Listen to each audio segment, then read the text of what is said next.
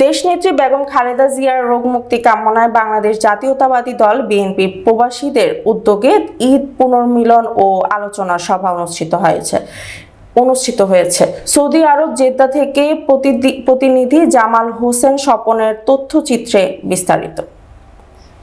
সভাপতিত্ব করেন বিএনপি নেতা মোহাম্মদ শাহজাহান, যৌথ সঞ্চালনায় সাবেক ছাত্রনেতা শফিকুল ইসলাম ও সাবেক ছাত্রনেতা জামাল হোসেন স্বপন।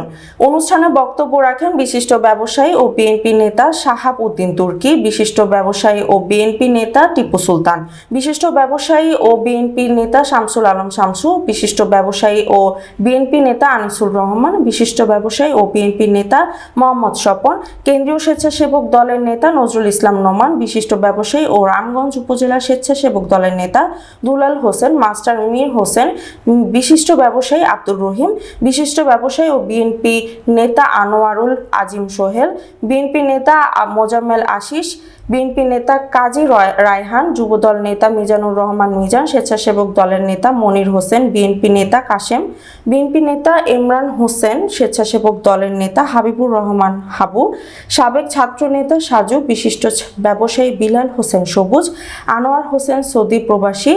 পবিত্র কোরআন তেলাওয়াত করেন মাওলানা নাসির উদ্দিন, সার্বিক সহায়তায় মোহাম্মদ সুজন, মোহাম্মদ মাইনুদ্দিন, নাজিম উদ্দিন, মোহাম্মদ কামাল হোসেন, মোহাম্মদ শাহন, সেলিম হোসেন, বাবু সুফিয়ান, রিপন হোসেন, সিরাজুল ইসলাম, মুরাদ হোসেন, জুয়েল রানা, ফারুক মোল্লা, আমির হোসেন, মোহাম্মদ মানিক প্রমুখ। আয়োজনে ৯ নং ওয়ার্ড পশ্চিম করপাড়া ঈদগাহ মাঠ, আন্দিরপাড়, রামগঞ্জ, লক্ষ্মীপুর। তারাই আমাদেরকে সমাধান দিবেন।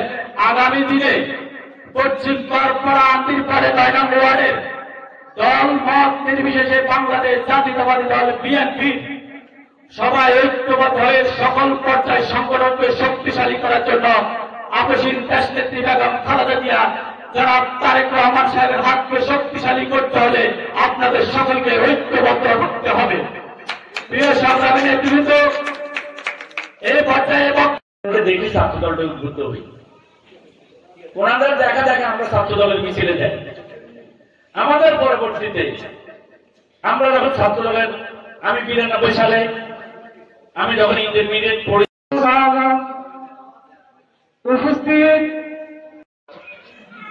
আশা করি এরকম মহৎ অনুষ্ঠান আসছে আপনাদের মাঝে আসতে পেরে আমি অত্যন্ত আনন্দিত।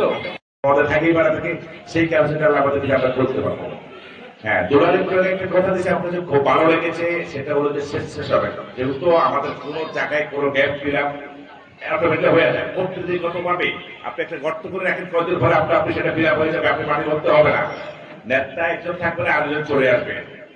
আমরা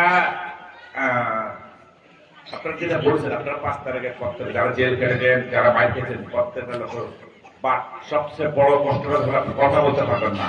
আমরা এলাকায় এসেছি শৃঙ্খল ভরা সব মুরব্বী এবং আমাদের বড় ভাই ছোট ভাই যারা আছেন, আমাদের উদ্দেশ্য ছিল পশ্চিম করপাড়া আন্দিরপাড়, ঐতিহ্যবাহী আন্দিরপাড়, এই আন্দিরপাড়ের